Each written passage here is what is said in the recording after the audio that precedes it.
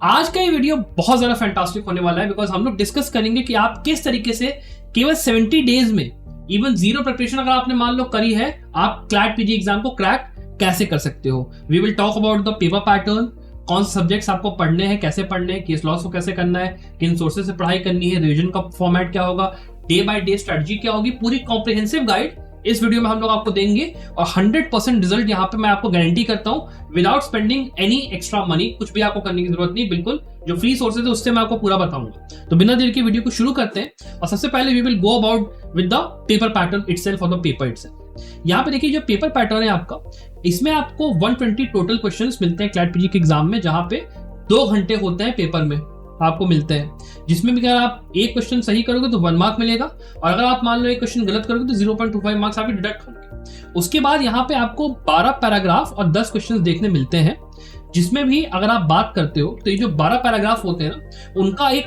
मोटा मोटा स्ट्रक्चर में अगर बात करूं तो ये इन सब्जेक्ट्स में से ऐसे आता है कि आपके 3 जो पैराग्राफ होते हैं वो कॉन्स्टिट्यूशन से आते ही आते हैं, जिसमें कि आपको मिक्सचर मिल जाता है लाइबल का या फिर आर्बिट्रेशन का, इन्वायरमेंट का।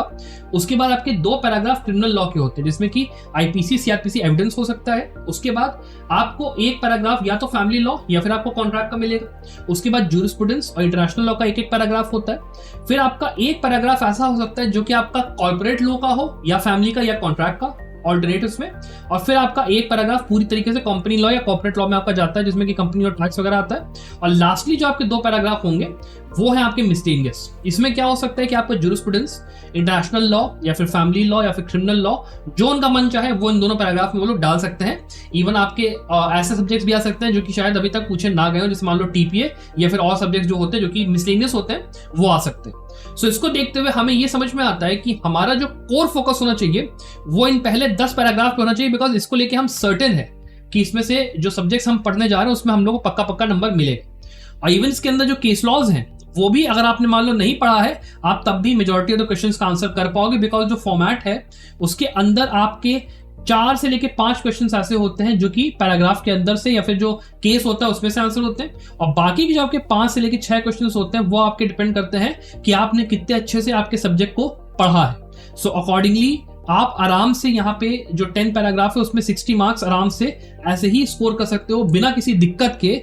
10 पैराग्राफ 6 क्वेश्चन ईच, 60 मार्क्स आपके ऐसे ही आ सकते हैं केवल और केवल इस चीज के थ्रू। फिर मिसलेनियस के अंदर आप 2-3 वहां से मार्क्स निकाल लोगे, और बाकी जब आपने केसेस पढ़े हैं और जब आपने करा है तो ऑब्वियसली ये जो आपका स्कोर 60 पे है ये आराम से आपका 75, 80 और 85 तक जा सकता है। फिर आपकी वो मेहनत के ऊपर है कितना आप उसको बढ़ा सकते हो। अगर आपको टॉप 5 कॉलेज चाहिए तो 75 plus is more than enough for that. तो ये तो डिस्कशन हो गया डिटेल के अंदर कि पैटर्न आपका क्या होता है। अब चलिए हम लोग डिस्कस कर लेते हैं इस चीज को कि आपको जो बचा हुआ टाइम है उसमें अब आपकी प्रिपरेशन को करना कैसे। बेसिकली ये समझ लीजिए कि जब हम लोग 70 डेज की बात कर रहे हैं तो यहाँ पे हमारे पास टाइम आता है 23 या 24 सितंबर से लेकर अक्टूबर का पूरा महीना, नवंबर का पूरा महीना, 3 तारीख को पेपर है। तो आपको आपकी प्रिपरेशन जब शुरू करनी है सितंबर एंड में, तो आपको इस बात का मेक श्योर करना है कि आप जो आपके मेजर सब्जेक्ट्स की पढ़ाई है अलॉन्ग विद केस लॉज वो आप अक्टूबर के महीने तक किसी भी तरीके से खत्म करो इन द फर्स्ट 40 डेज। और फिर जो नेक्स्ट 30 डेज है इसमें आपको रिवीजन और मॉक पेपर्स के ऊपर पूरा टाइम देना है। अब इस टाइम का डिस्ट्रीब्यूशन कैसा होगा, लेट अस डिस्कस दैट। इसके लिए हम लोग को पहले समझना पड़ेगा कि जो पढ़ाई होती है उसकी जो पूरी फाउंडेशन है वो बनती कैसे है, how do you go about. First step is going for the foundational subjects. इसके अंदर मैं आपको पूरा समझाऊंगा कौन से सब्जेक्ट ज्यादा इंपॉर्टेंट है, कौन से कम इंपॉर्टेंट है, उसके टॉपिक्स कौन से इंपॉर्टेंट है। इसके लिए मैं आपसे एक रिक्वेस्ट करूंगा कि एक हम लोगों ने वीडियो बनाई थी जिसका कि अभी आपको यहाँ पे जो आपका थंबनेल है वो आपको दिख जाएगा और उसका आपको कार्ड ही मिल जाएगा डिस्क्रिप्शन में। उस पर जाइए और जो सिलेबस है उसको अच्छे से देख के इंपॉर्टेंट, मोस्ट इंपॉर्टेंट और लीस्ट इंपॉर्टेंट जो आपके टॉपिक्स हैं उसके हिसाब से उसको अपना समझ के करना शुरू करिए। सेकंड, आपको फिर पढ़ने हैं यहाँ पे केस लॉस इन्हीं फाउंडेशनल सब्जेक्ट्स के। मेक श्योर करिए कि आप इन केसेस को जो रीसेंट है और जो लैंडमार्क है इन्हीं के साथ इन 40 दिनों में पहली बात तो खत्म करिए। और फिर आपके जो बचे हुए आपके 30 डेज है उसमें आपको एमसीक्यूज की और कॉम्प्रिहेंशन की प्रैक्टिस करनी है। वो कैसे होगी, क्या होगी, अभी हम लोग डिस्कस करते हैं। अब चलिए यहाँ पे शुरू करते हैं सबसे पहले इस चीज से कि आपके जो पोर्शंस हैं फाउंडेशनल सब्जेक्ट से वो कौन कौन से हैं। यहाँ पे आप ये देखोगे कि यहाँ पे पहला मैंने लिखा है बिजनेस लॉ, फिर है क्रिमिनल लॉ, फिर है कॉन्स्टिट्यूशन और फिर है आपके अदर्स। इसके अंदर आप जिस भी सब्जेक्ट में अच्छे हो, मतलब मान लो अगर आपको बिजनेस लॉज अच्छे से आते हैं, आपको पसंद है, उसमें आप कम टाइम दोगे, बाकी सब्जेक्ट्स में आप ज्यादा टाइम दोगे। अकॉर्डिंगली अपने टाइम को आपको उस हिसाब से डिवाइड करना है। मैं आपको बस एक ओवरऑल पिक्चर दे दूंगा। परसेंटेज की जहां तक बात है तो जैसे कि मैंने समझाया था अभी कि पैराग्राफ में किस तरीके से डिस्ट्रीब्यूशन होता है, उसी हिसाब से मैंने क्वेश्चंस का यहाँ पे डिस्ट्रीब्यूशन आपको दिखा दिया है। अब यहाँ पे डिस्कस करना शुरू करते हैं कि सबसे पहले कॉन्स्टिट्यूशनल लॉ का जो पार्ट है उसको आपको कैसे, कितने दिन में और कैसे कैसे करना है। सबसे पहले जाइएगा जो आपका सिलेबस है, मैंने जो वीडियो वाली था उसको डाउनलोड कर लीजिएगा, उसको देख लीजिएगा आराम से वीडियो को। उसके अंदर से सबसे पहले देखिए आपके जो मेजर इंपॉर्टेंट पार्ट है वो है आपका कॉन्स्टिट्यूशनल और एडमिनिस्ट्रेटिव लॉ का। इसके अंदर मेक श्योर कि आप एक हफ्ते के अंदर इन 7 डेज इस सब्जेक्ट को खत्म करें at all cost. Simple as that. Case laws आपको करने होंगे इसके साथ। इसके बाद जब लेबर लॉ का पोर्शन आता है तो उसमें आपको केवल इंडस्ट्रियल डिस्प्यूट्स एक्ट और ट्रेड यूनियन एक्ट को करना है। एनवायरमेंट के अंदर ये जो तीनों बेरा एक्ट है इनको करना है, और आर्बिट्रेशन कंसिलिएशन एक्ट को आपको ऊपर ऊपर से करना है। इसके अंदर मैं आपसे कहूंगा कि 2 से 3 लगाइए, आपका 3 दिन मैक्स टू मैक्स लगाइए, उससे ज्यादा लगाने की जरूरत नहीं है। और अगर जल्दी भी हो जाए तो बहुत ही अच्छा रहेगा। यहाँ पे बस मेक श्योर ये करिएगा कि ये वाला पोर्शन और ये जो रेड में मैंने करा है ये आपका मोस्ट इंपॉर्टेंट पोर्शन है, इसमें सबसे ज्यादा टाइम दिया जाएगा, और बाकी पोर्शन को आप थोड़ा सा ऊपर ऊपर से करोगे, प्लेन एंड सिंपल। इसके बाद जो आपका, अगर मान लो आप क्लैट पीजी एग्जाम की तैयारी कर रहे हो और आपको ऐसा लगता है कि आपको सारी चीजों की जो पढ़ाई है वो आप कहां से कर सकते हो, बेस्ट सोर्स क्या है, तो आप आ जाइए संभव लॉ पे। जितने सब्जेक्ट्स में इस वीडियो के अंदर डिस्कस कर रहा हूं सबके वीडियो लेक्चर्स आपको यहाँ पे मिल जा रहे हैं, along with 70 mock papers, along with 50 subject wise mock papers, along with जितने रिसेंट लैंडमार्क केसेस है सबका कंपाइलेशन, सब कुछ we are providing and you can see the result as well, जो हम लोग का रहा है पिछले 3 साल का। और ये पूरा आपको 444 में जन्माष्टमी ऑफर के अंदर मिल जाता है। अभी संडे तक अगर आप एनरोल करते हो तो बढ़िया रहेगा, वरना वैसे तो अगर आपको एनरोल करना है आप डेफिनेटली आइए, बहुत बढ़िया यहाँ पे रहेगा। इसके बाद we talk about the business law part. यहाँ पे the most important subjects are Indian contracts act and Indian companies act. इन दोनों सब्जेक्ट्स को मेक श्योर करिए कि आप खत्म करिए इन द यहाँ पे 4 to 5 डेज में इसको आप खत्म करिए, बिकॉज कॉन्ट्रैक्ट्स और कंपनी में ज्यादा टाइम लगेगा नहीं।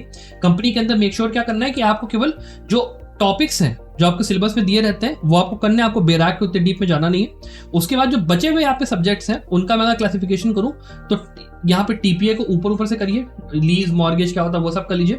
इनकम टैक्स में केवल जो इंपॉर्टेंट टॉपिक्स होते हैं वो, इसके अंदर ये दोनों टॉपिक्स आपका सोगा और ये पूरा उत्तम मतलब ऊपर से कर लीजिए। इंसॉल्वेंसी बैंक्रप्सी में केवल आपको सीआईपीआर प्रोसेस और वो सब कुछ करना है। कंज्यूमर प्रोटेक्शन एक्ट, नई एक्ट और पार्टनरशिप एक्ट ये भी ऊपर ऊपर से कर लीजिए, काम आपका हो जाना चाहिए। बस मैक्स टू मैक्स इसमें आप ये कोशिश करिए कि 10 दिन में इसको आपको खत्म करना है। वो भी आप अगर मान लो 1 आध दिन बचा ले रहे हो बिकॉज आपको पहले से सब कुछ आता है।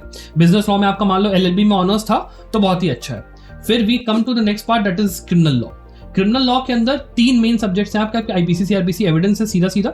इनको आपको मैक्सिमम टाइम देना है कि आप इसमें 7 दिन में सब्जेक्ट को खत्म करो, प्लेन एंड सिंपल, इसमें कोई वो नहीं है। सबसे ज्यादा जो प्रॉब्लम होगी वो आपको सीआरपीसी में होगी, बिकॉज इसमें जो रिसेंट केसेस हैं वो सबसे ज्यादा सीआरपीसी में आ रहे हैं, बेल के ऊपर सबसे ज्यादा यहाँ पे फोकस है। और आईपीसी और एविडेंस में केवल आप जुडिशरी के पॉइंट ऑफ व्यू से प्लस जो सिलेबस हम लोगों ने दिया था उसके हिसाब से टॉपिक्स को देखकर पढ़ लीजिए, कुछ उसमें आपको करना नहीं है। इसके अलावा फिर आपका ये जो दोनों आपके बेराक्ट्स हैं इनको आप थोड़ा सा ऊपर ऊपर से करके खत्म करिए, ये आपका 7 से 8 दिन में मैक्स टू मैक्स हो जाएगा, उससे ज्यादा टाइम नहीं लगेगा। उसके बाद लास्टली जो आपका सब्जेक्ट है वो कौन सा है, वो है आपके ये वाले अदर पार्ट्स की। यहाँ पे थोड़ा सा ज्यादा टाइम आपको लगने वाला है। इसके अंदर सबसे पहले इंटरनेशनल लॉ और जूरिस्प्रूडेंस, इनको आपको देखो यार आराम से देने हैं। यहाँ पे इसको 4 दिन और इसको 4 दिन आराम से। और इसके अंदर मेक श्योर करना है कि इंटरनेशनल लॉ के अंदर आप सब कुछ पढ़ो। इंटरनेशनल लॉ जो जनरल होता है वो आपका, और उसके बाद international trade law, international human rights law, international environment law. इसका आपको सिलेबस जो है वो आपके जो भी आपका कॉलेज का होगा उसको खोलना, उसके अंदर जो टॉपिक्स होंगे उसको देख के उसमें से पढ़ लेना। इसके बाद हम लोग बात करते हैं जूरिस्प्रूडेंस की, तो इसमें आपको केवल बेसिक्स देखना है, किस जूरिस्ट ने क्या बोला, जो जूरिस्ट होते हैं उन्होंने कौन सी बुक्स लिखी, किस स्कूल के हैं, किस स्कूल में क्या बोला जाता है, पोजीशन क्या होता है, ओनरशिप क्या होती है, ये सब चीजें देखकर इनके एमसीक्यूज दबा के लगाइए, मॉक टेस्ट सीरीज अपना ज्वाइन करके, उससे आपका काम आराम से हो जाएगा, कोई बहुत भारी काम नहीं है। इसके बाद आता है आपका मुस्लिम लॉ और हिंदू लॉ के हिंदू सक्सेशन एक्ट और मैरिज एक्ट। इस पे आपको सबसे ज्यादा टाइम देना है। मुस्लिम लॉ मैं कहूंगा उतना इंपॉर्टेंट नहीं है, ऊपर ऊपर से करिए, ज्यादा टाइम देने की जरूरत नहीं है। हिंदू मैरिज एक्ट और हिंदू सक्सेशन एक्ट को अच्छे से करिए बिकॉज इसमें केसेस बहुत आए। इसके बाद आपकी ये जो बेयर एक्ट जितनी भी है आपकी, इनको ऊपर ऊपर से करिए, बहुत ज्यादा टाइम देने की जरूरत नहीं है। फिर आपका कॉपीराइट, डिजाइन, पेटेंट, आईपीआर आपका थोड़ा सा इंपॉर्टेंट सब्जेक्ट है, इसको थोड़ा सा टाइम दीजिएगा। और टॉर्च लॉ को थोड़ा सा अगर आप ऊपर ऊपर से उड़ा के भी करोगे तो काम आपका हो जाएगा, बहुत डिफिकल्ट काम नहीं है। अब इसके बाद हम लोग इस चीज पे आते हैं कि आप जब ये जो सब सब्जेक्ट की पढ़ाई है वो आप कहां से करोगे, कैसे करोगे, तो उसका सिंपल सा आंसर है आपका यूट्यूब का। यूट्यूब पे जाइए और यूट्यूब पे आपको बस कुछ नहीं करना है, चैनल्स आपको सर्च करने हैं जो कि बढ़िया से एक पर्टिकुलर सब्जेक्ट को खत्म करा रहे हैं। जाइए कॉन्स्टिट्यूशनल लॉ उठाया, मैंने वीडियोस एक बैक टू बैक देना शुरू करा, मेरा कंसेप्ट यहाँ पे रिवाइज हुआ। दूसरा जो सोर्स है वो है आपका एके जैन का। एके जैन सीरीज ऑफ बुक्स में सब कुछ आपके सारे सब्जेक्ट्स आपको मिल जाते हैं। जो सब्जेक्ट्स यहाँ पे नहीं मिलते हैं एके जैन में, उसके लिए आप ऑनलाइन जाइए, आपको आराम से नोट्स मिल जाएंगे, उसमें से आप पढ़ाई करिए। बहुत आप में यहाँ पे आपको मुसीबत लेने की जरूरत है नहीं, एके जैन में से करिए, इसका आपको आराम से मिल जाएगा। यूट्यूब और एके जैन मिला के आपकी जो तैयारी है ना, दैट विल मेक श्योर कि आप आराम से बहुत प्यार से बिना कोई पैसा खर्चा करे यहाँ पे तैयारी कर रहे हो। और अगर मान लो आपको इस चीज को सिंप्लीफाई करना है, स्ट्रीमलाइन करना है, तो आप संभव लॉ में हमारे कोर्स को ज्वाइन करिए। ये सारी चीजें हम लोगों ने पहले से आपके करके रखी हुई है। फिर हम लोग बात कर लेते हैं इस चीज के ऊपर आगे कि आपको आपके केस लॉज को कैसे पढ़ना है और किस तरीके से क्या क्या उसमें पढ़ना है। सबसे पहली चीज, यहाँ पे आपके जो टाइप ऑफ केसेस होते हैं पहले उनको समझना पड़ेगा। आपके होते हैं पहले लैंडमार्क केसेस और दूसरा होता है आपके रीसेंट केसेस। लैंडमार्क केसेस होते हैं कॉन्स्टिट्यूशनल बेंच के डिसीजंस, जैसे कि मान लो बेघर फाउंडेशन केस, पुट्टा स्वामी, या फिर आपका जयश्री लक्ष्मणराव पाटिल का केस, रिजर्वेशन वाला, वो सब कुछ। ये होते हैं ऐसे जो कि बहुत ही इंपॉर्टेंट होते हैं, जिसमें कि कॉन्स्टिट्यूशनल बेंच का डिसीजन होता है और इनके अंदर आपको डीप में स्टडी करनी है। क्या स्टडी करना है वो मैं आपको बता दूंगा, लेकिन मैं आपको नंबर ही बता दूं, वो भी इंपॉर्टेंट है। 2017 से लेके 2023 तक आपको जितने जजमेंट्स मिल रहे हैं यहाँ पे, मान लो 100 से लेके 150, वो आपको पढ़ने। सर्च आप कैसे करोगे? सर्च करने के लिए कुछ नहीं करना है, गूगल पे जाइए, सर्च करिए landmark cases for 2017, landmark cases for 2018। 2-3 websites खोलिए, जो जो इंपॉर्टेंट केसेस है उनको खोल के पढ़ लीजिए। सबसे ज्यादा टाइम आपको देना है 2023 के ऊपर, जब से यूयू ललित जस्टिस जो थे हमारे चीफ जस्टिस, उनका रिटायरमेंट हुआ है। मल्टीपल आपके आए हैं यहाँ पे जजमेंट्स कॉन्स्टिट्यूशनल बेंच के, उन सारे जजमेंट्स को आपको अच्छे से करना है। इसके अलावा मैं और इसमें क्या ही आपको बता सकता हूँ, मतलब मेन थिंग आपको जो करनी है। इसके अलावा रीसेंट केसेस वो केसेस होते हैं जो कि आप रोजाना में देखते हो, ठीक है, जैसे कि ऐसे डिसीजंस जिनमें की कोई इंपॉर्टेंट गाइडलाइंस दी गई हो, जैसे कि मान लीजिए कोविड-19 की गाइडलाइंस थी इस वाले केस में, या फिर मान लो रजनीश और नेहा में मेंटेनेंस की गाइडलाइंस थी, वो उस टाइप के। या फिर ऐसे डिसीजंस जो कि किसी कंट्रोवर्शियल इशू से जुड़े हुए, जैसे कि अमीर देवगन हो गया, अर्नब गोस्वामी हो गया, ये क्लैट में आए हैं। और उसके अलावा भी तीस्ता सितलवाड़ का केस आया है, राहुल गांधी का केस आया, इस टाइप के केसेस आपको देखना है, ये मीडिया में बहुत आपको मिलेंगे। उसके बाद ऐसे डिसीजन जो कि किसी इंपॉर्टेंट सब्जेक्ट के ऊपर कोई अच्छा डिसीजन, जैसे मान लो के नजीब का जजमेंट था, उसने काफी इंपॉर्टेंट बात बोली, यूएपीए से जुड़े हुआ। उसके अलावा सीआरपीसी के कई केसेस है। इस तरीके से आपको जजमेंट देखना है रिसेंट में जो आ रहे हैं। इनको फाइंड आउट करने का तरीका क्या है? सिंपल एज दैट, आपको लाइव लॉ, एससीसी ऑनलाइन और बार एंड बेंच, इन 3 में से कोई 2 सोर्स पकड़ने। इन 2 सोर्सेस के अंदर आपको मिलेंगे क्या? कंपाइलेशन खोलिए आपका किसी भी महीने का, जुलाई का खोल लिया, जून का खोला, उसका खोला, और उन कंपाइलेशंस के अंदर से केसेस निकालना शुरू करिए। उन केसेस के अंदर आपको कैसे पता चलेगा इंपॉर्टेंट क्या है क्या नहीं, वो आपको पढ़ के ऐसे ही समझ में आएगा। मान लो नहीं आ रहा है, गूगल पे जाकर उस केस को सर्च कर लो। अगर लगता है कि मल्टीपल सोर्सेज ने कवर करा, इंपॉर्टेंट है, नहीं कवर करा, इंपॉर्टेंट नहीं है, प्लेन एंड सिंपल, और 2 जगह से लिस्ट करके उसको मिला के काम करना। और अगर बहुत हेक्टिक लग रहा है तो किसी अपने दोस्त को पकड़ लेना जो कि अपने साथ बैठाओ, और दोनों मिलकर तैयारी करके दोनों लोग ढूंढो, एक लोगों से काम नहीं होगा। बेटर मैं आपको तरीका ये बोलूंगा कि आप संभव लॉ में हमारा एक कोर्स और है, जिसमें कि हम लोग आपको 70 मॉक पेपर्स के साथ जो केस लॉ ब्रीफ्स हैं वो आपको पूरे दे दे रहे हैं। तो ये पूरा केस लॉ वाला काम है ना, वो आपका पूरा करा कराया हो जाएगा। ये केवल आपका 2899 का कोर्स है यार, बहुत ही सस्ता है। आराम से आके इसमें एनरोल करो, अपना ये झंझट जो है ना पढ़ाई की खत्म करो। केस लॉ वाला पोर्शन और ये मॉक टेस्ट वाला पोर्शन हम पे छोड़ दो, हम करवा देंगे। इसके बाद ये मैंने आपको समझा दिया कि जो केस लॉज है इनको ढूंढना कैसे है। ये अगर हम लोग बात करें कि इनको आपका रेंज क्या है, तो आप 2021 से लेकर 2023 तक के केसेस पढ़ोगे। टाइम यहाँ पे बहुत लगने वाला है ढूंढने में, और कम से कम 200 से लेकर 300 केसेस यहाँ पे होंगे। मेरा एडवाइस ये रहेगा कि आप केवल 2023 के केसेस फोकस करो, बिकॉज अभी रीसेंट केसेस पे क्लैट पीजी उतना फोकस नहीं कर रहा है एज पर द रीसेंट जो आपके सैंपल पेपर्स आए उसके हिसाब से। इसके बाद हम लोग यहाँ पे बात करते हैं कि आपको अपने जो केसेस हैं उनके अंदर क्या चीजें पढ़नी होती हैं, how do you have to read it, पढ़ाई होती कैसे है। देखिए, सबसे पहला जो आपको चीज नोट करनी होती है किसी भी केस के अंदर, चाहे रीसेंट हो चाहे लैंडमार्क हो, वो होता है name of the case, that is very important. उसके बाद जो दूसरी चीज है वो है आपका कोरम ऑफ जजेस। अब यहाँ पे देखिए मैंने नवतेज सिंह जौहर का एग्जांपल लिया है, इसमें आपका जस्टिस मिश्रा का मेन जो जजमेंट आया था on behalf of him and Khanwilkar, वो आपको पता होना चाहिए। उसके बाद ये जो 3 यहाँ पे जजेस हैं उनका जो ओपिनियन होता है, उसमें उस जज का ओपिनियन जो कि हमेशा बवाल करते, जैसे मान लो इंदु मल्होत्रा है, उन्होंने सबरीमाला के ऊपर एक ऐसा डिसेंटिंग ओपिनियन दिया जो कि बहुत ज्यादा अभी लाइमलाइट में है, अभी अपना मैटर रिव्यू में चल रहा है। तो उनके जजमेंट का आपको पता होना चाहिए। जैसे जस्टिस चंद्रचूड़ है, वो अभी चीफ जस्टिस है, उनके जो बताए हुए जजमेंट्स और केसेस होते हैं उनका बहुत ही एक मान्यता होती है। तो ऐसे जस्टिसेस जो कि बहुत दमखम रखते हैं, जिनका कि नाम हमेशा मीडिया में रहता था, उनकी डिसीजंस के जो उनका जो वो होता है ना अपना ओपिनियन, उनको ध्यान में रखती है। जस्टिस मिश्रा उतने इंपॉर्टेंट नहीं रहे, कभी खानविलकर उतने इंपॉर्टेंट नहीं रहे, लेकिन Nariman, he was the son of justice फली नरिमन, इसलिए वो इंपॉर्टेंट है, बढ़िया जजमेंट वो देते हैं। चंद्रचूड़ जस्टिस मल्होत्रा, इस टाइप के जो जजेस है ना, उनको आपको खास ध्यान देके पढ़ना है। उसके बाद उन केसेस का रेशियो डिसरेंडाई और ऑर्बिटर डिक्टा। अब जैसे यहाँ पे रेशियो क्या था, 377 को हम लोग क्या कर रहे हैं, हम लोग अनकॉन्स्टिट्यूशनल डिस्कस यहाँ पे कर रहे हैं as far as same sex जहाँ पे होता है एडल्ट कंसल्टिंग एडल्ट में, उसके हिसाब से वो पता होना चाहिए मेन लाइन। उसको आपको एक रजिस्टर बनाना है और रजिस्टर के अंदर आपको 1-2 नोट करके खत्म। रजिस्टर आपका होना चाहिए मेंटेन, एक लैंडमार्क केसेस का, एक रीसेंट केसेस का। इसका बहुत ही सिंपल सा एक फंडा है। इसके अंदर फिर दूसरा क्या है, कोर्ट के अंदर फिर जो ऑर्बिटर था वो था ट्रांसफॉर्मेटर कॉन्स्टिट्यूशनलिज्म का पूरा उन्होंने प्रिंसिपल दिया, कैसे वर्क करता है, कैसे हुआ और आगे वो चीज कंटिन्यूड रही, उसका आपको पूरा वो पता होना चाहिए। That is how you read a landmark judgement. और रीसेंट जजमेंट्स के अंदर भी सेम चीज अप्लाई करती है, रेशियो और ऑर्बिटर पता होना चाहिए, ये बहुत इंपॉर्टेंट है। और उसके बाद जो आखिरी चीज सब में पता होनी चाहिए, रीसेंट चाहे लैंडमार्क में, वो है उनका लॉज जो इन्वॉल्व थे। अब आर्टिकल मान लो सेक्शन 377 इन्वॉल्व है, तो सेक्शन 377 के अंदर इंग्रेडिएंट्स क्या है, ऑफेंस की पनिशमेंट क्या है, पनिशमेंट का टाइप क्या है, सब कुछ पता होना चाहिए। वेरी इंपॉर्टेंट, इलस्ट्रेशन भी पता होने चाहिए।